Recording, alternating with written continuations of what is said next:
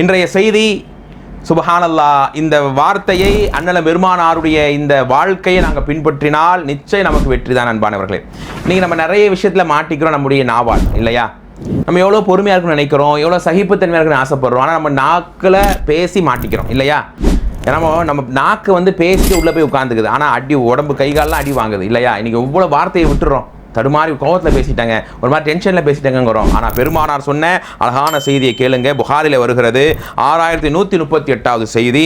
மன் கான யுமினு பில்லாஹி வல் யௌமில் ஆஹிர், யார் அல்லாஹ்வையும் இறைவனையும் மறுமை நாளையும் நம்பிக்கை கொள்கிறார்களோ ஃபல்யகுல் ஹைரன், அவங்க பேசினா நல்லதே பேசிட்டோம்.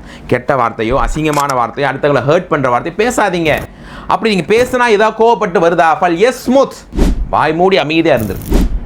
இதுதான் ஒரு மனிதனுடைய குணங்களுக்கான மிக அழகான பண்பு தோழர்களே. பேசினால் நல்லதை பேசுங்கள், இல்லை வாய் மூடி அமைதியாக இருந்துருங்க. இந்த குணங்களே நம்மள்கிட்ட வரமாட்டேங்குது. இன்றைக்கு நாம் மாறப்போகிறோம் தோழர்களே.